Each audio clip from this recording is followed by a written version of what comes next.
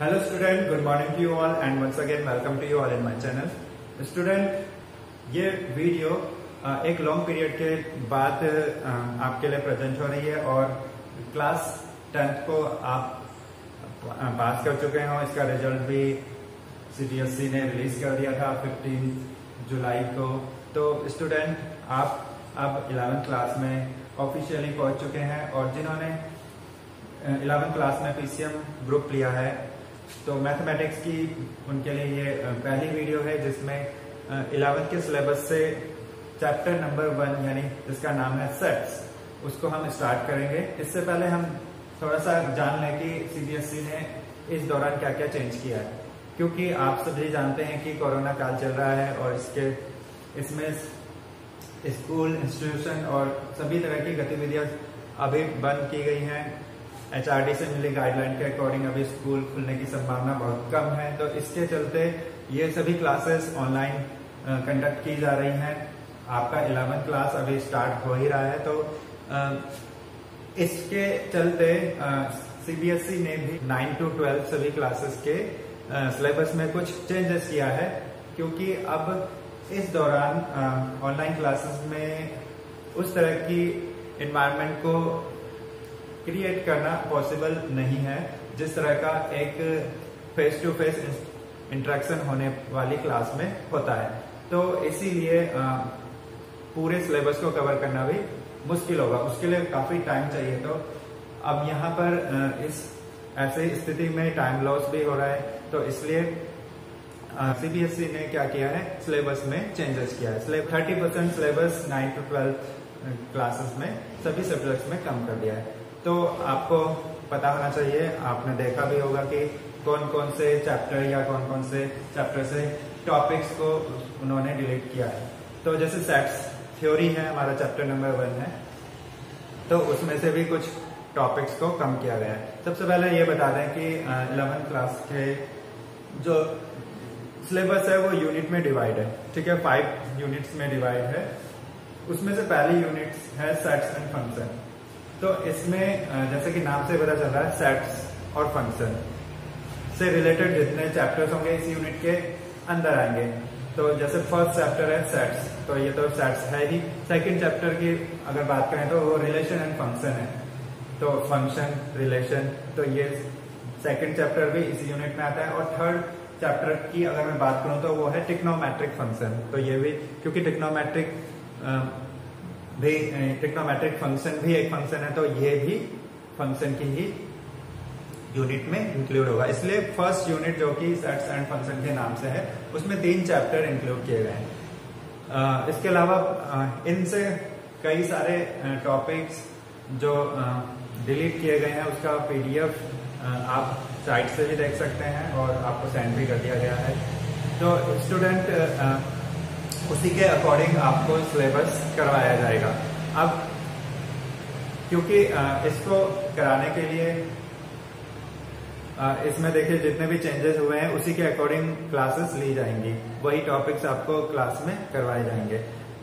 जैसे कि सेट्स की मैं बात करूं तो इसमें कुछ लास्ट के जो टॉपिक्स हैं वो हटा दिए गए हैं, कम कर दिए गए हैं। तो जितने भी टॉपिक अब बचे हैं हमें उनको ही रीड करना है, उनको स्टडी करना है हमें, और उसी से ही CBSE एग्जामिनेशन में क्वेश्चंस पूछेगा। ऐसा नहीं है कि आप जो डिलीटेड कॉन्सेप्ट हैं, डिलीटेड चैप्टर है, उनको ना पढ़ें, क्योंकि 11th क्लास में PCM लेने का मतलब यह है कि आपका कुछ ना कुछ फ्यूचर के लिए, अपने करियर के लिए एम होगा, आपने कुछ सोचा होगा, आपका कुछ टारगेट होगा। तो उस टारगेट को गेन करने के लिए, जैसे इंजीनियरिंग या मेडिकल कुछ भी हो, आपका जो भी टारगेट है तो उसको क्लियर करने के लिए आपको कॉम्पिटिटिव एग्जाम को क्लियर करना होगा। और वहाँ कोई एक डेफिनेट सिलेबस नहीं होता, वहाँ जितने ये टॉपिक्स या चैप्टर डिलीट कर दिए गए हैं उनमें से भी आ सकता है। तो अपने लिए या अपनी नॉलेज को बढ़ाने के लिए तो वो चैप्टर भी टाइम टू टाइम पढ़ते रहें। ऐसा नहीं है कि वो चैप्टर अब आपके लिए बिल्कुल इम्पोर्टेंट नहीं है या CBSE ने हटा दिया तो वो अब कहीं भी नहीं आएंगे, तो वो CBSE के बोर्ड एग्जाम में नहीं आएंगे या स्कूल एग्जामिनेशन जितने भी होंगे उनमें वो नहीं आएंगे। उनमें से क्वेश्चंस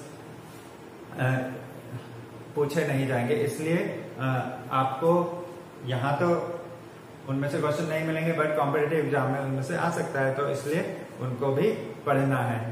क्योंकि आपका टारगेट है तो आपको पूरा सिलेबस जितना भी है एक्स्ट्रा भी पढ़ना होता है, तभी एग्जाम क्वालिफाई कर पाओगे। तो सेट्स में हम सबसे पहले इसकी डेफिनेशंस को देख लेते हैं। पहले इसको इंट्रोड्यूस कर लेते हैं कि सेट्स क्या है और किस तरह से ये डेवलप हुआ। तो अगर आप स्क्रीन में देख रहे होंगे तो यहाँ आप देख सकते हैं introduction, the concept of the set कैसे डेवलप हुआ। तो इसको डेवलप किसने किया, तो सबसे पहले हम इसको देख लेते हैं। Theory of the set was developed by a German mathematician George canter.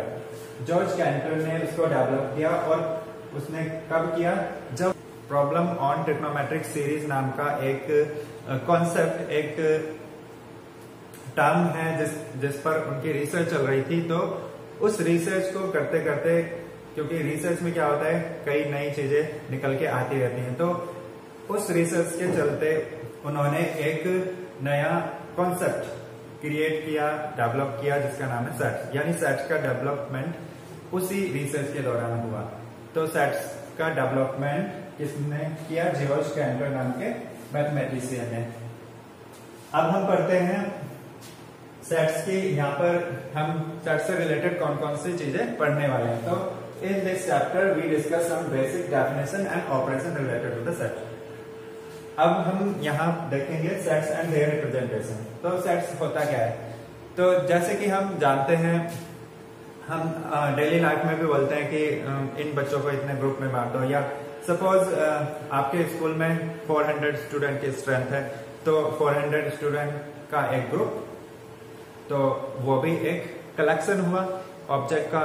किसी भी ऑब्जेक्ट का कलेक्शन होता ही है। अब जैसे 400 स्टूडेंट में से अब मैं कहूं कि क्लास 11th में पढ़ने वाले स्टूडेंट का ग्रुप, तो वो भी कलेक्शन ही हुआ।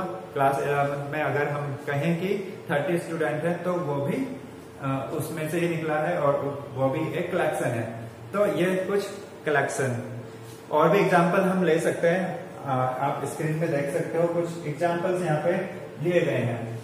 ये तो था डेली लाइफ एग्जाम्पल। अब हम मैथमेटिक्स से रिलेटेड एग्जाम्पल की बात करें तो you can see in the screen, और natural number less than 10, that is 1 3 5 7 9। ये भी तो कलेक्शन है, ऐसे नंबर्स का कलेक्शन जो ऑड नंबर है और किससे छोटे हैं, 10 से छोटे हैं। The river of India, the river of India is also the collection. The vowel in the English alphabet, English alphabet के वोवेल्स का कलेक्शन, तो ये भी क्या है, ये भी तो कलेक्शन ही है। Various kind of triangle, prime factors of 210, the solution of the equation x² minus 5x plus 6 equals to 0, जो कि 2 और 3 होते हैं। तो ये भी कलेक्शन है, इसमें 2 ही एलिमेंट है। तो ये सारे कलेक्शंस हैं। अब हम बात करेंगे ये कलेक्शन किस प्रकार के हैं, क्योंकि और भी कलेक्शन हो सकते हैं। You can see in the screen,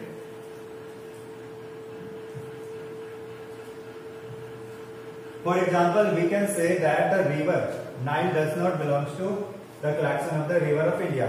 अब देखिए यहाँ पे डज नॉट बिलोंग की भी बात हो रही है। अगर मैं गंगा नदी की बात करूं तो गंगा नदी जो है वो इंडिया की नदी है, यानी वो इंडिया के जितने भी रिवर्स हैं उसके कलेक्शन में शामिल होगी। तो Ganga river belongs to the collection of the all the river of India, तो ये बिलोंगनेस हुई। अब कुछ हम जो पर्टिकुलर टर्म्स हैं, जैसे कि मैथमेटिक्स में हम कौन कौन से ग्रुप, कौन कौन से कलेक्शन के बारे में पढ़ते हैं। तो यहाँ पर हम कुछ कलेक्शंस देख रहे हैं, एग्जाम्पल देख रहे हैं पर्टिकुलरली यूज्ड इन मैथमेटिक्स। तो देखिए N, capital N is the जो ये कलेक्शन है नेचुरल नंबर का कलेक्शन है। देखिए सेट्स की मैं बात करूं तो सेट जो होता है वो एक well defined collection of object होता है। वेल डिफाइंड का मतलब है जो एकदम से अच्छी तरह से डिफाइंड हो, उसमें कोई कंफ्यूजन ना हो। फॉर एग्जाम्पल अगर मैं कहूं कि the collection of the all the collection of the most renowned mathematician of the world, तो यहाँ पर जो रिनाउंस मैथमेटिशियन है वो प्रॉपरली या एग्जैक्टली अगर मैं बोलूँ कि 10 व्यक्तियों के मैं नाम लूं तो जरूरी नहीं कि वही होंगे रिनाउंस मैथमेटिशियन, और भी हो सकते हैं। या अगर मैं बोलूँ कि 10 most talented person of the India, तो अब इसमें टैलेंटेड कौन होंगे, 10 कौन होंगे, तो इसमें भी कंफ्यूजन है। कोई इसमें निश्चित रूप से नहीं कह सकता कि यही 10 जो पर्सन है यही मोस्ट टैलेंटेड है। तो टैलेंट तो किसी भी चीज में हो सकता है पढ़ाई में हो सकता है वो क्रिएटिविटी में हो सकता है वो स्पोर्ट्स में हो, तो कई तरह से टैलेंट इंटेलिजेंस होती है। तो वहां पर भी हमारा ये कलेक्शन जो है वो वेल डिफाइंड नहीं है, ठीक है। अब देखिए अगर मैं बोलूं कि और एग्जांपल ले लेते हैं, जैसे most popular 10 most popular cricketer of the world. अब 10 मोस्ट पॉपुलर कौन हो सकते हैं, तो इसमें भी कोई सर्टेनिटी नहीं है, इसमें भी कोई निश्चित रूप से नहीं बता सकते हम कि कौन ज्यादा टैलेंटेड कौन ज्यादा पॉपुलर है, तो ये भी वेल डिफाइंड नहीं हुआ। और अगर मैं बोलूं कि the collection of all the vowel of the English alphabet, तो 100% किसी से भी पूछा जाए तो वो यही बताएंगे कि A-E-I-O-U यही 5 है, क्योंकि ये निश्चित रूप से 5 ही वोवेल होते हैं इंग्लिश अल्फाबेट में। तो ये वेल डिफाइंड हुआ। तो वेल डिफाइंड और नॉट वेल डिफाइंड में यही डिफरेंस होता है। और सेट उसी को कहते हैं जो collection of object well defined होता है, जैसे ऑल द नेचुरल नंबर उनका सेट, उनका कलेक्शन। तो अब देखिए सेट्स की डेफिनेशन मैंने आपको बता दी। यहाँ पर कुछ सेट्स दिए गए हैं। नेचुरल नंबर्स का set is denoted by capital N and the set of all integers is denoted by capital Z. Capital Q is the set of all rational number. Capital R is the set of real number. Capital Z plus is the set of positive integers. Q plus is the set of all positive rational number.